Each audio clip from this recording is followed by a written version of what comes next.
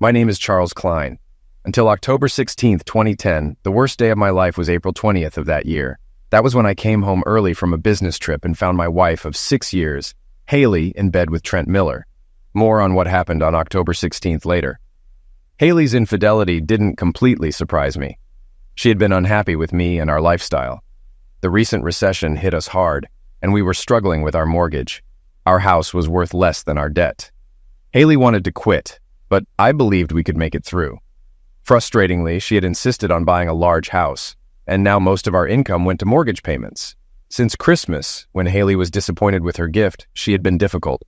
Nothing I did made her happy. The only joy in my life was our daughter, Tina. Her happiness when I came home contrasted sharply with Haley's contempt. Marrying Haley was a mistake from the start. We were both coming out of failed relationships and rushed into marriage because we felt left out among our married friends. Despite our rocky start, I fell in love with Haley, especially after Tina was born. While some couples break up after having children, our bond seemed to strengthen, or so I thought. Turns out, Haley was either a great actress or had a split personality. Until the end of last year, I believed we had a strong relationship and a happy family. Silly me. I told Haley I'd be back from my business trip on Thursday, but I returned on Wednesday. Haley worked mornings and was free in the afternoons since Tina was in school. I decided to surprise her. Driving down our street, I noticed an unfamiliar car. It was careless of Haley, but we didn't know many neighbors, and most of the street was empty due to the housing crisis. I entered the house, not needing to be quiet because of the noise from the master bedroom. I stood for a few seconds, took some pictures on my phone, and felt overwhelming sadness realizing my marriage was over. We couldn't overcome the infidelity and betrayal. Now I had to face how much worse our financial situation would get and becoming a part-time father. I'd lose the chance to hug my daughter daily and love the woman I fell for. Haley saw me and screamed, "Get out of here, Charlie! What the hell are you doing home today?" Stunned, I reacted poorly. I grabbed Haley's hair, pulled her face close to mine, and yelled, "You're an idiot! You dare ask why I came home early? You're with that prick in my bed and you attack me?" I didn't notice Trent behind me during the chaos. He called emergency, and while we were still yelling, the cops arrived. Trent, wrapped in a sheet, met them at the door. They burst into the bedroom, saw I had pulled Haley's hair, and arrested me.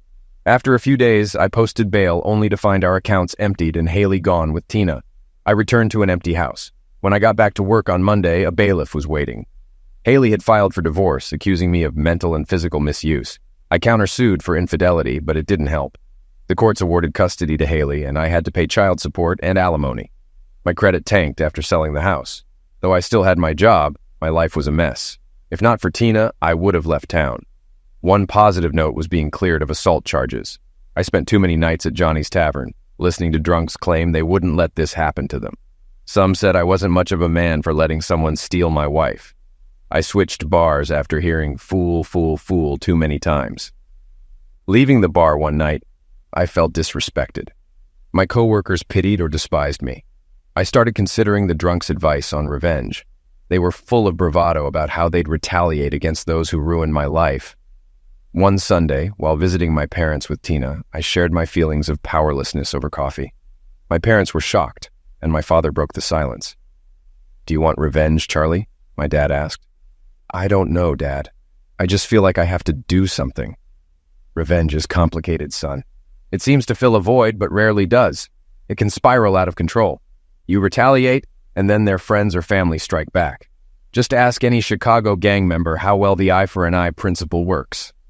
I generally respected my father's problem-solving approach, thinking before acting, but I didn't want to be betrayed. "Charlie, I'll be very disappointed if you seek revenge. I raised you better than that. Just forget it." Violence rarely solves problems. Despite my father's advice, one Saturday night, everything aligned. As I left my diner, I saw Trent and Haley across the street leaving an expensive restaurant.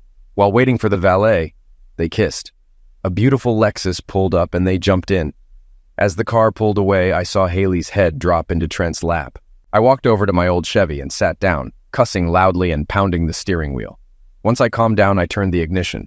The car, the only one I could afford now that my finances were in ruins, barely started. I thought I had it all figured out. A few weeks later, I approached Trent at night. Before he knew it, I was punching him in the ribs with a bat. I avoided his head, not wanting to eliminate him, just cripple him. I swung again and broke his right leg, then his right arm. As he lay on the ground trying to protect himself, I aimed for his groin. Someone shouted, "I've already called the police!" I ran, tossing the bat, jacket, and mask into a dumpster 3 blocks away. The next time I picked Tina up, Haley asked directly, "Did you attack Trent?" I planned to make Haley sweat, so I just smirked without admitting or denying anything. I was the prime suspect, and the police questioned me multiple times. I had no alibi and simply said I spent the evening alone in my apartment. There were no witnesses, and the weapon was never found. Only motive linked me to the crime. Then one of the drunks from Johnny's got in trouble and tried to cut a deal. He told the cops he knew who struck Trent with a bat, claiming I had bragged about it. The drunk was lying, but the cops and DA didn't seem to care. I was charged with aggravated assault and attempted homicide. With limited finances, I was assigned a public defender. The DA's case relied on circumstantial evidence and a drunk's false testimony. The jury found me not guilty of attempted homicide, but guilty of aggravated assault. I couldn't argue too hard. I had stricken Trent with the bat. One thing worked in my favor. 3 months passed between the assault and sentencing, and Trent's injuries had mostly healed by then. The judge gave me a lighter sentence. 5 years in medium security prison. What happened on October 16th? It was worse than catching my wife with Trent. That was the day I had to submit to my cellmate, Ronald Iron Ron Young. I'm not bi and never had any desire to be with a man, but I had no choice. I ended up with no teeth, a broken nose, and 2 black eyes. Ron and his Aryan gang forced me into this prison relationship. Comply or die. 2 positives came from this nightmare. Ron's exclusivity meant I was off limits to other Aryans and protected from non-Aryan gangs. But what kind of sick system subjects prisoners to such misuse? I understand my 5-year sentence and loss of freedom, but why do we accept and even joke about the physical misuse of inmates? I didn't molestate anyone, so why must I endure this to survive? Getting information from the outside is tough. After 6 months and many letters, my mother visited me. My dad still refused to talk to me, and my mom came not out of sympathy but to vent. Haley married Trent and moved to Texas. They didn't let us see Tina before they left, and she was never allowed to come to the phone when we called. I haven't seen or talked to my only grandchild. I pleaded with Haley's mother, hoping for some understanding, but she laughed at me. Their family's cruelty is unbelievable. Mom, I never cheated on Haley. She cheated on me. All my letters to Tina came back unopened. I'm working with a prison attorney to get the judge to allow me to communicate with my daughter. Soon after, my mom softened, realizing how much I was hurting. She showed love for the rest of her visit and promised to return. I didn't tell her the worst parts of my incarceration, and she didn't ask. I won't detail those 5 years. I didn't re-educate myself, learn new skills, or become a better person. After a disastrous parole hearing, I learned to hide my emotions. In my first year as Iron Ron's cellmate, I gained strength at the gym, focusing my hatred on Ron, Haley, and Trent. My 6'1" frame became 210 pounds of muscle. When Ron found a new mate, I was released to fend for myself. The first time they came for me, there were 2 of them.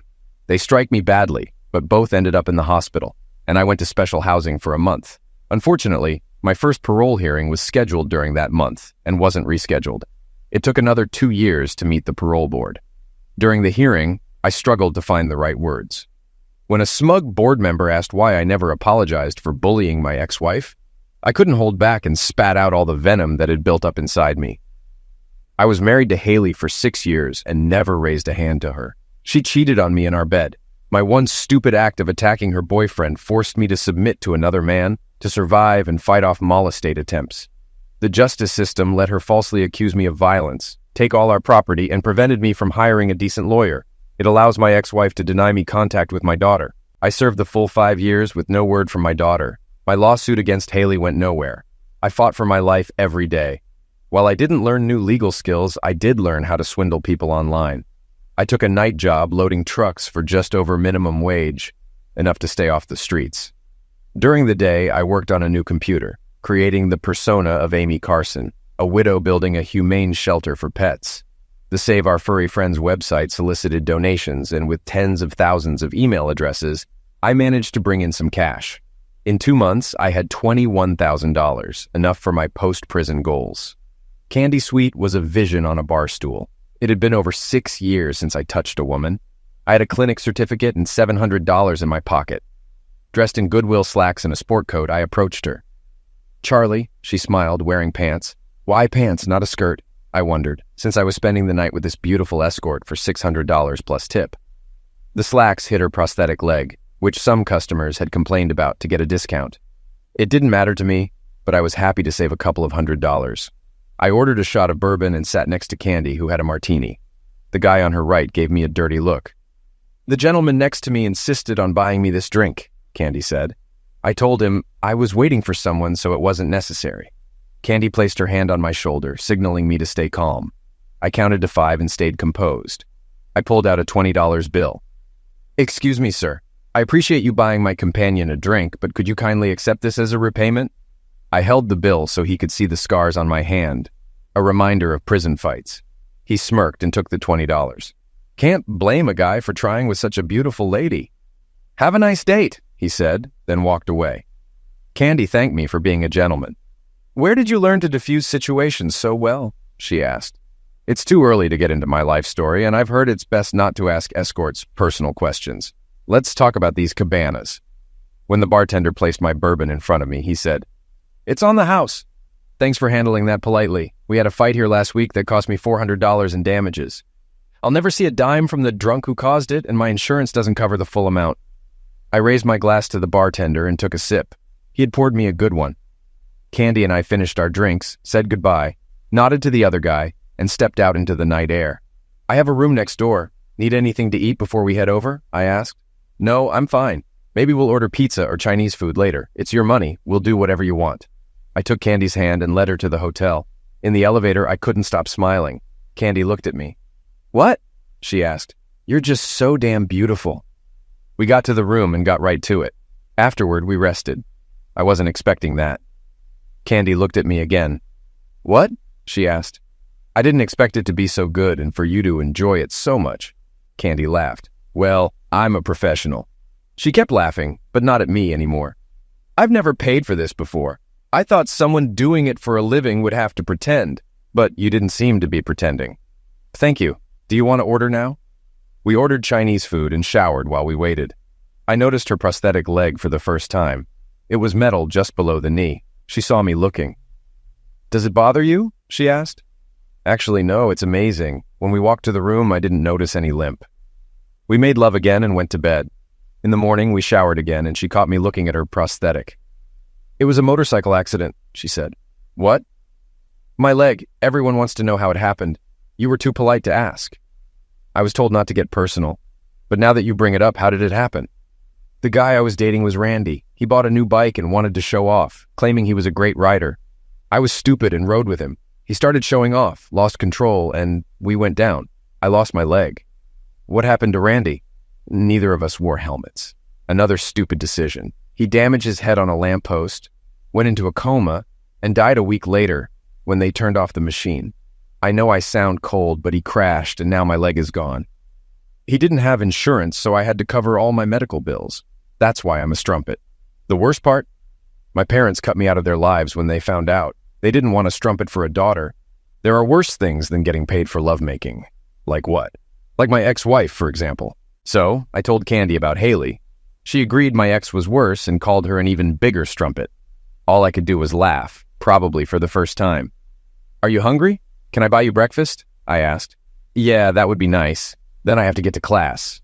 I'm not going to be a strumpet forever." You hear about guys falling in love with courtesans, and with someone like Candy, I understand why. But let's be realistic. She's a courtesan, and even if she wasn't, what could I offer any woman? The following day, I eagerly anticipated the second part of my plan. I met Juwan Price at a downtown diner. Juwan, an outside liaison for a black prison gang, named a price, and I agreed on one condition. When the knife slit his throat, 2 names, mine and Johansson's, would be whispered in his ear. Once Juwan agreed, I handed him $15,000. Juwan was one of the smartest, accused but never convicted. I knew what was happening inside. "I can't blame you for wanting revenge." "It's not revenge, it's justice. Johansson was a good guy. About a year after he became Young's plaything, he died. Rumors on the yard said Ron held the kid's head too long and strangled him. Johansson deserved better. Young spent 2 months in solitary and was jailed for not reporting Johansson's end of life until the next morning. That's it."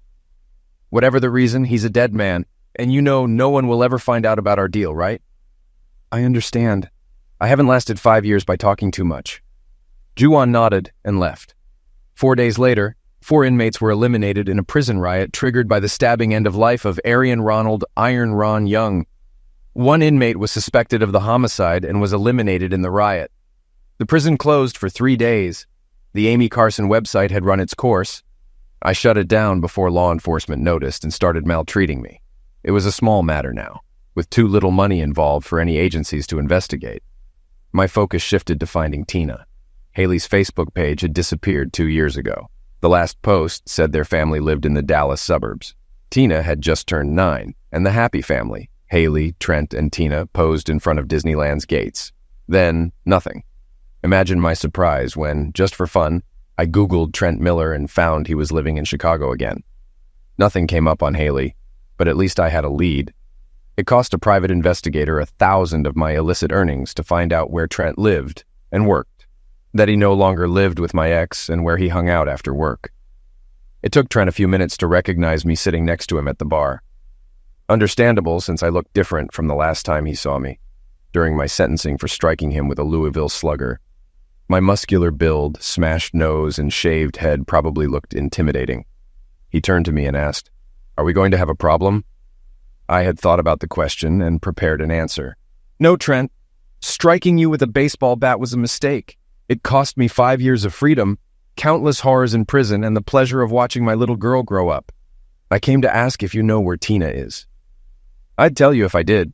Haley left me for another guy, and the 3 of them left for parts unknown." I watched Trent's eyes as he answered.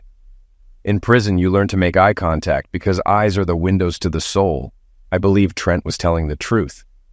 To reinforce my intuition, Trent continued, "Charlie, I shouldn't have gotten involved with Haley while she was still married to you.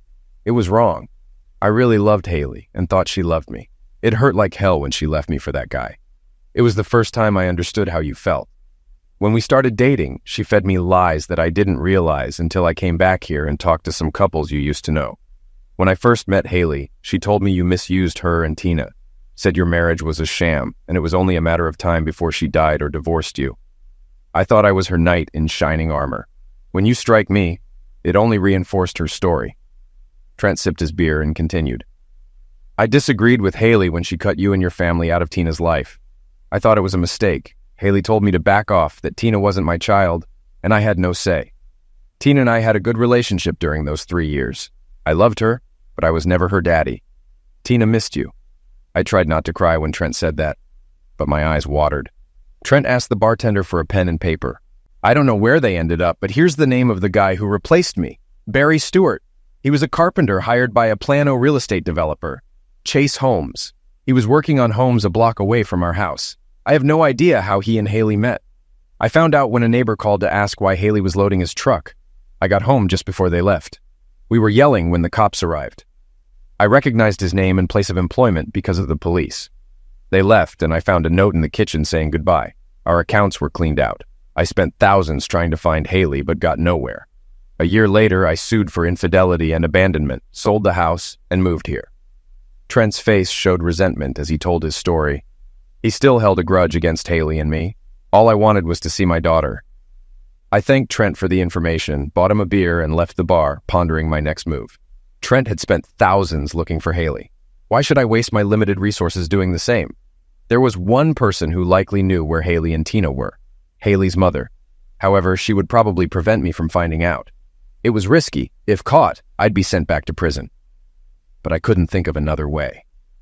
Margaret Turner was a creature of habit, always attending church every Sunday at 9 a.m.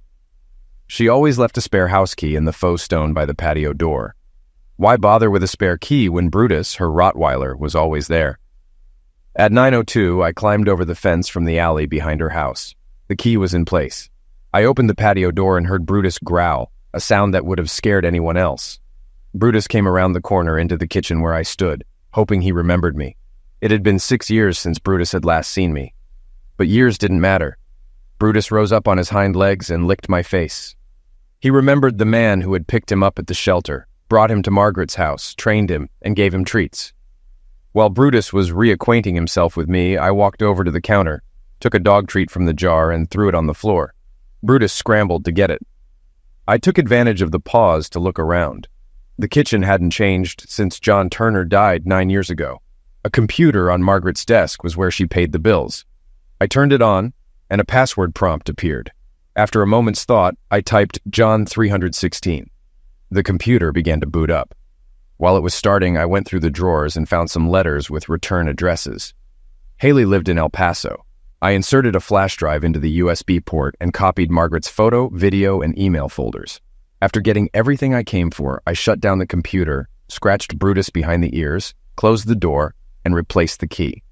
I spent the rest of Sunday watching videos and pictures of my daughter growing up. Tina had grown so much. She was such a beautiful young girl. I felt like a fool for missing those years. From the envelopes and emails, I learned that Haley and Tina now had the last name Turner. Haley lived with Barry Stewart, but wasn't married to him. Tina was in 5th grade. On Monday, I gave the information and a $500 deposit to a private investigator in El Paso, who confirmed the address and other details were current. Tuesday morning after work, I knocked on my parents' door. Although my mother had visited me in prison, I hadn't seen my father since my sentencing. Back then, he had looked at me with sadness and pain. Now he stood at the door, and I wondered if he would let me in. "Hi, Dad." Dad opened the door wide and pulled me into the house. He looked me in the eyes and then hugged me. "Mary, Charlie's home." Mom came into the room and hugged me too. "Would you like some coffee?" "Yes, please."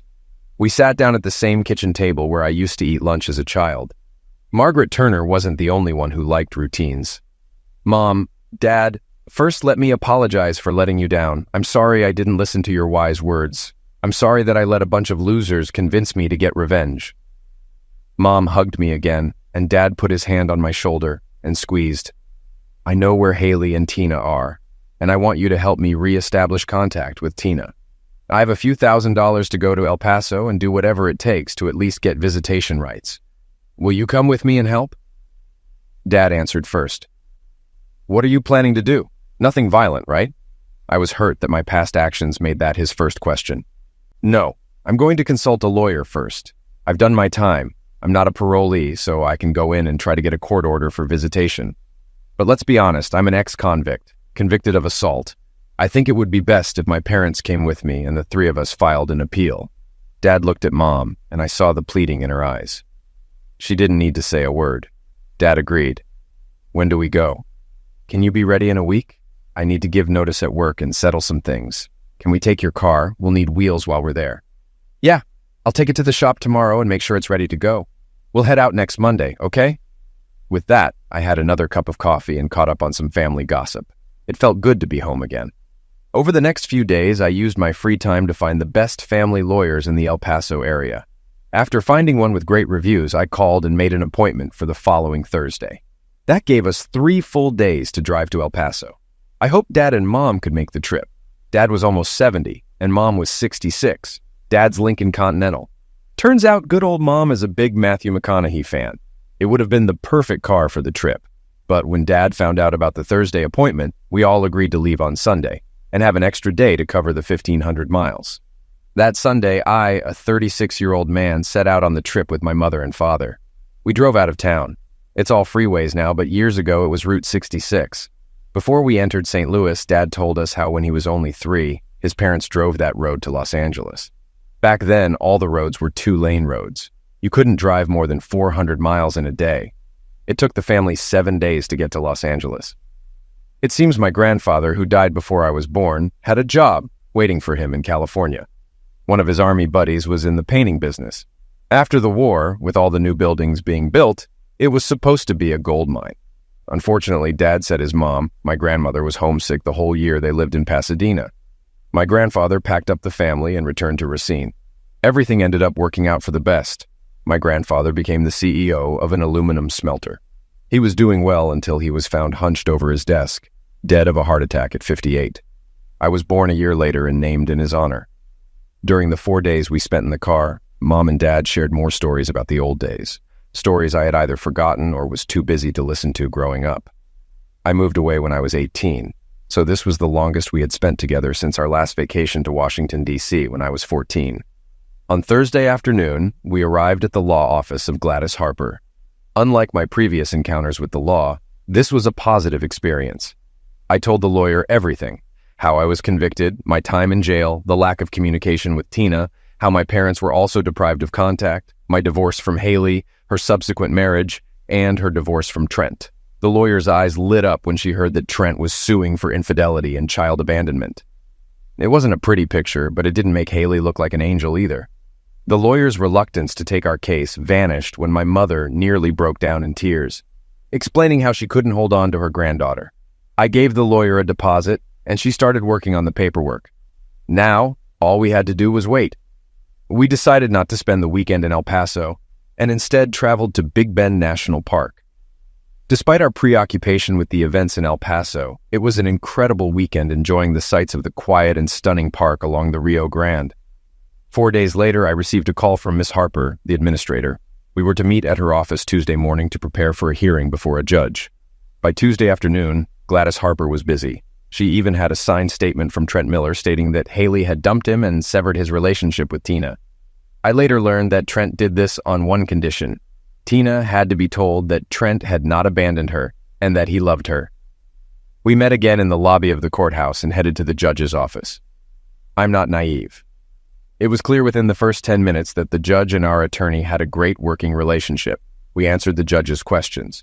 Then Miss Harper clarified that we were only seeking a preliminary meeting with Tina to reestablish contact and were willing to have a court-appointed social worker accompany us. Miss Harper told the judge, "Given Miss Turner's past actions in denying the client's contact with Tina and then doing the same with Trent Miller, we ask that Haley Turner not be informed of the meeting, as she will likely use this time to delay it and further turn Tina against the clients." That's where the working relationship and all the money we were paying Harper paid off. You could have knocked me over with a feather when the judge granted the request. The meeting was set for the next day.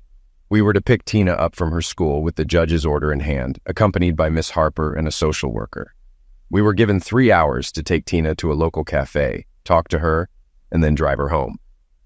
Walking out of the courthouse into the warm Texas sunshine, I couldn't remember ever feeling as light and happy as I did at that moment.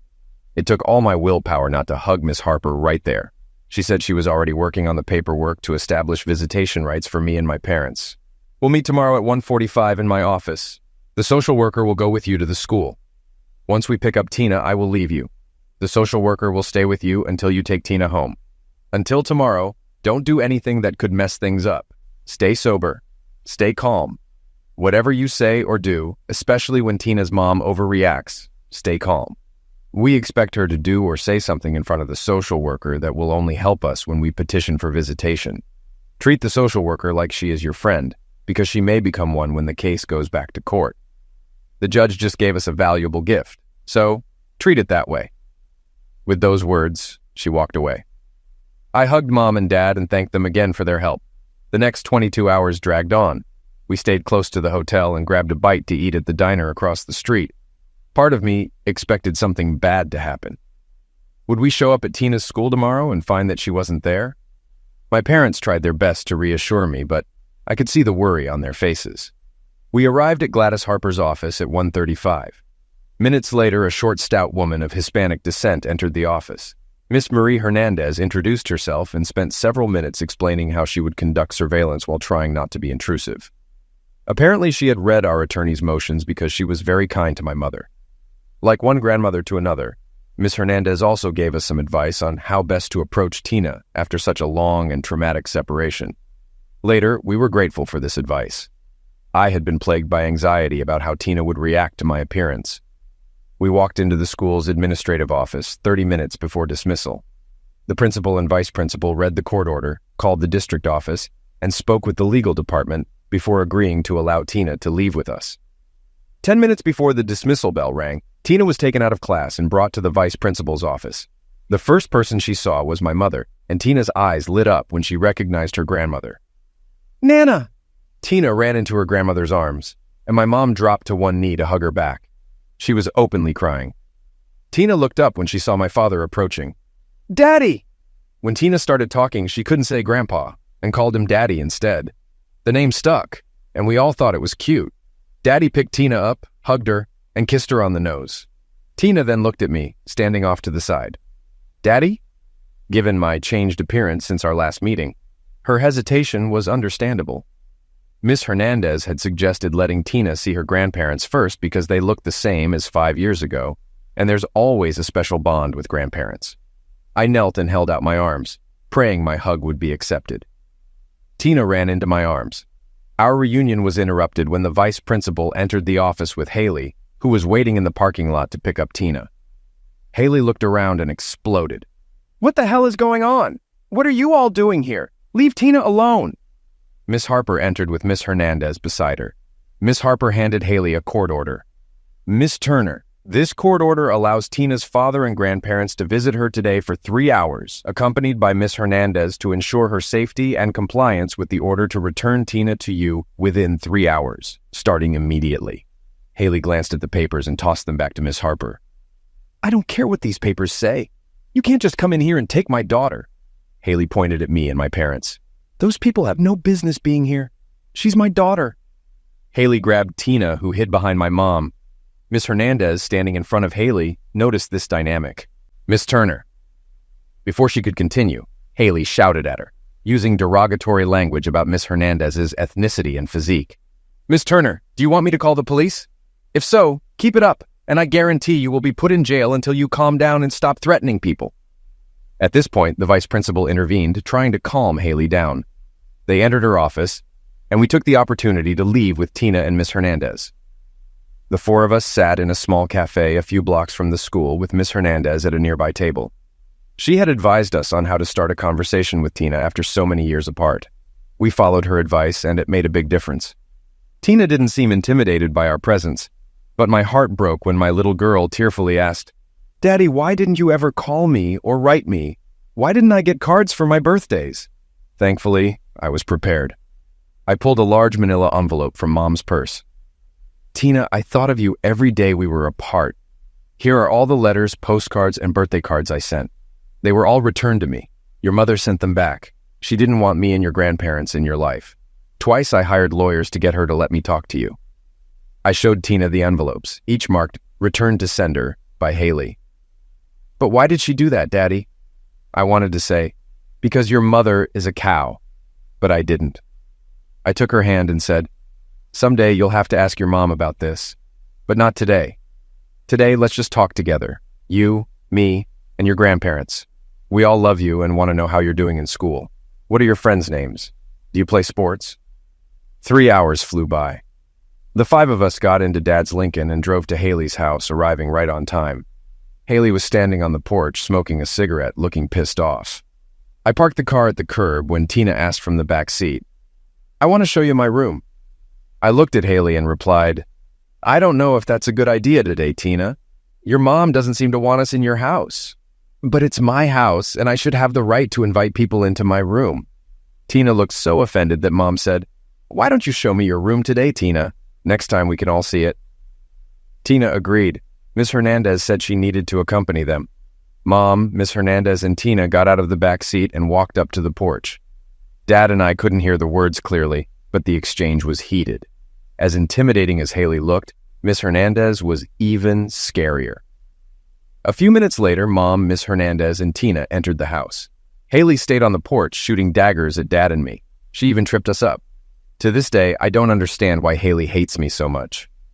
We stood there for about 10 minutes when 2 patrol cars pulled up, one in front of our car and one behind. I'll admit that for a moment I panicked. Had my hit and run with Ronald Young gotten out? Had someone figured out that I was behind the fake internet scam? I was this close to being back together with my little girl, and here it was. As 4 police officers spilled out of 2 patrol cars, Barry Stewart pulled up in the driveway and ran to the porch. Miss Hernandez met them at the front door. Dad and I watched the police officers handcuff Haley and Barry. What the hell was going on? I wanted to jump out of the car, but Dad held me back. "I'm going to take a look. Charlie, you stay here." It wasn't a request. It was an order. Before Dad could get out of the car, Mom came out of the house, quickly walked over to the car, and got in the back seat. Barry and Haley were being ushered into one of the patrol cars by 2 policemen. One cop from the second car stayed on the porch. The other went into the house with Miss Hernandez. They came back with Tina. "Mom, what the hell is going on?" "I don't know. Miss Hernandez was looking around Tina's room when she noticed a toy on her shelf. She picked it up and then asked Tina some questions that I couldn't hear. After Tina answered, Miss Hernandez pulled out her phone and called the police, asking them to come quickly with 2 patrol cars. That's all I know. At that moment, Miss Hernandez approached our car. "I'm sorry, but Tina is coming with me to the station. We need to ask her some questions. Call Miss Harper and have her meet us there. Tina will probably stay with the social services family until everything is sorted out." I had to ask, "What exactly needs to be sorted out? What's going on?" "We don't know yet. I don't think Tina has been maltreated, but some suspicious things were found in her room, and the police have to investigate. In the meantime, Tina will be safe with me. Please be patient. Please trust me. I only care about Tina's welfare. Call Miss Harper." It took 3 weeks, but we eventually got the whole story. Thanks to Gladys Harper's skill, everything turned out in our favor. When Miss Hernandez found the stuffed animal on Tina's shelf, she recognized it as a remote camera. She called the police, and the camera was enough to get a search warrant. Barry's computer was found with all the incriminating information on it. It turned out that Haley didn't know about Barry's spying. It didn't help that Haley had echoed derogatory remarks about Miss Hernandez at school. Judge Torres tried to remain impartial, but it didn't help Haley. Miss Harper built such a strong case that Haley wasn't even given visitation rights. 2 months after arriving in Texas, we were leaving in Dad's car with Tina strapped into the seat next to Mom. Tina and I moved into my in-laws' house for almost the entire first year. Following the therapist's advice, we had to treat Tina carefully. We even allowed Trent to attend Tina's 11th birthday party. Forgiveness was part of the therapist's recommendations, which meant allowing Haley's mother limited access to Tina. These measures kept me on my toes, but after a half-hour conversation with Tina's therapist, I agreed that it was for Tina's sake, and I just had to accept it. The hardest part was when Haley moved back to the city. We let Tina visit her mom at her grandmother's house a few times until her mom got a call from Margaret Turner. "I hate to do this, but I have to tell you. Haley says horrible things about you, Charlie, and Hank. I just can't believe I raised such a horrible person. It breaks my heart, but I don't want you to alienate me from my granddaughter. I don't think Haley should be with Tina anymore." That was all I needed to hear. Haley was cut off from Tina, and by going to court, she lost all rights. To Tina, it was disgusting, to say the least. Haley was swearing and threatening all of us, including Tina and Margaret, before being escorted out of the courtroom by her embarrassed attorney. Our family life was becoming like a bad episode of the Jerry Springer Show. Haley refused to obey the judge's order, showing up at our door at odd hours, ignoring the restraining order we eventually served her, and banging on our door whenever we didn't answer. Even after she spent a weekend in jail, nothing changed. When the police proved to be a weak deterrent, I decided to resort to another tactic. Once again, I sat across from Juwan Price at a downtown diner. Leaning on her costs $1,000. $2,000 means physical impact. 10 is permanent. I don't want her hurt. Just walk away. Okay, we'll politely ask her to leave town. Juwan accepted the envelope and left. I wasn't surprised to learn that 2 weeks later, Haley was back in Texas. A year later, I was surprised to hear she had moved back in with Barry Stewart after he was paroled. The last I heard from Margaret was that she and Barry were living in Nicaragua after he skipped out on his parole. I ended up talking to Tina's therapist about Haley. She said it's impossible to diagnose someone without meeting them, but given some of Haley's behaviors, it's likely she suffers from one or more psychoses. I was glad to see this woman gone for the foreseeable future. During all this drama, I discovered I had acquired a marketable skill during my time in prison. My father provided me with capital, and I opened a small store in a shopping center where I did website design and personal computer repair. No ordinary firm would hire a criminal, trusting them with so much information. But having my own business worked. Very few, if any, of my clients did background checks on me, and I played fair, no joke. I made $50,000 to $60,000 a year, enough to pay the rent on our apartment and provide for Tina and my needs. It had been 4 years. For the last 3 years, Tina has been jogging and bicycling with me. She is going to be an excellent middle-distance runner. The high school track coach has his eye on Tina. Next year, Tina will probably compete in high school as a sophomore. Saturday morning, Tina and I spent the morning bicycling and running a fun run in Crystal Lake, a 25-mile bike course followed by a 10-kilometer run. Throughout the bike course, we stayed together. The last 2 miles, we rode behind a woman who pedaled fast, even with one prosthetic leg. Tina remarked how courageous it was to compete with such an obstacle. Of course, this woman reminded me of Candy, but she had short brown hair, and her prosthetic leg was very different from Candy's. I never once looked at her face as we passed her, but the memory of that night with Candy almost embarrassed me. After all, I was with my daughter. Not the best time to be having such thoughts. We switched from bike to run, and 42 minutes later, as Tina and I approached the finish line, a woman passed and finished in front of us. Tina walked up to her while we were catching our breath and introduced herself. The woman stood with her back to me and graciously accepted Tina's outstretched hand. That was amazing. Thank you. Tina kept walking and talking, and I held back, not wanting to interrupt her. It's like Tina to make new friends wherever she goes. Lately, she's been trying to get me to meet more people and strike up conversations with women she doesn't know. After a few minutes, they stopped and turned to me. It was a face I could never forget. This is my dad, Charlie Klein. Dad, this is Casey Sweeney. Candy, now Casey, looked at me, not recognizing me at first, but something flashed in her eyes. Nice to meet you, Casey. I shook her hand. Dad, I told Casey we'd stop at that place on the river where you like to eat. Casey agreed to join us. I laughed. That would be great. We're heading to the Broken Paddle. Do you know it? Now Casey had time, and she remembered when and why we first met. Maybe I should let you two have some father-daughter time. Let me take a reprieve. Casey, that's very nice of you, but we've been spending time together all week. I think Tina would enjoy the company of another person of her lovemaking for a change. Please don't disappoint Tina or me. Join us. Are you sure? I replied. Do I need to beg? If Daddy won't, I will. Please come with us. Casey smiled. Okay, I'll meet you there. As Tina and I stowed our bikes in the car, I said a little prayer that Casey wouldn't flake on us and meet us at the Broken Paddle. She did show up, and for the next half hour, while I sat at a table eating a burger and drinking a beer, they talked between appetizers like old friends. Tina was very excited to learn that Casey graduated from the Art Institute with a degree in photography. The Art Institute is Tina's favorite museum in Chicago, and art is her favorite school subject. I spent some time eavesdropping and learned that Casey works for a marketing company as a product photographer for online catalogs. Most small retail stores that don't have their own staff use an agency like the one Casey works for to create their store websites. Their conversation was interrupted by a young man asking Tina if she wanted to join him and his friends in a game of beanbag toss. Tina asked Casey and me if that was okay to do. Sure, it would give me a chance to talk to your dad.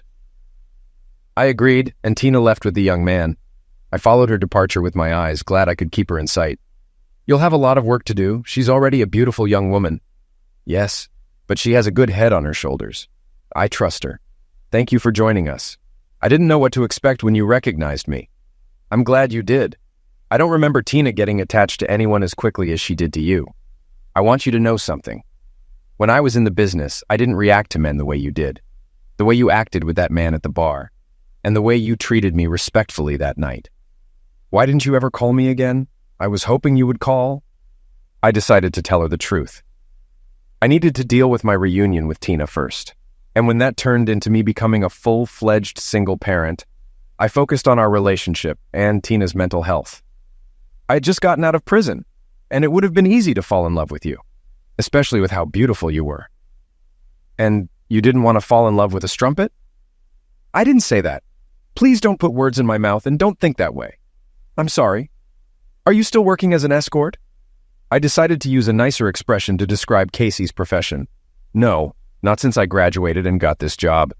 I have a good income and health insurance. I quit the day I was hired. My medical bills are paid and I got a new leg. And how are your parents? I seem to remember you and them being estranged. You have a good memory. Mom talks to me now. Dad still has a hard time accepting that I spent 18 months selling myself. He says he'd rather mortgage their house and empty his 401k, but I could never do that to them. It's been 3 years since my last date, and even though it's been a while, Dad seems to want to forget that horrible time in our lives. Casey and I spent the rest of the hour talking about Tina and our work. When Tina returned to our table, it was time to leave. Can Casey come over for dinner next weekend? All I could think about at that moment was how happy I was to have such a smart daughter. Dinner the following weekend started a series of dinners, then dates, and eventually a romance. Casey and I have been dating for a little over a year now. I've been thinking about proposing to her, and Tina is all for it. She loves Casey, and they've become best friends. Before I ask Casey, I'm going to ask her father for his blessing. Hopefully, this will help spur their too-slow reconciliation. Her father, like many men, wonders why Casey's past as a courtesan doesn't bother me. Perhaps it would, but Casey and I have talked it out. We both agree that fidelity in marriage is non-negotiable. Some might say I'm a complete idiot for marrying a former courtesan and letting her into my daughter's life. But let me tell you a little story. 2 years before that race day in Crystal Lake, I was dating a very nice woman, and we were getting serious. One day, she asked me how I lost my 2 front teeth. I decided to tell her the whole truth, including my relationship with Ron Young, but not about the subsequent attempt on his life. Shortly thereafter, she became unavailable for dates and any meetings. The message was clear. She couldn't tolerate a man who had done what I did to survive a prison sentence. After a few months of getting to know Casey, when things got serious and we became exclusive, I decided Casey needed to know the truth and let the chips fall where they may. Casey looked up at me when I finished the story, and her blue eyes sparkled. Sometimes, to survive, we do things that contradict who we think we are. The most important thing is not to let it change you from the inside out. You have to forgive yourself and vow to remain who you used to be. You are back to being Charlie Klein, a loving father and a good guy. If you need to forgive yourself for what happened in prison, start today. I love you, Charlie Klein, and don't think you have anything to be ashamed of. Of course, Casey didn't say that when she hugged me, but she didn't need to. Sometimes forgiveness, if you love the right person, is all you need to live a good life.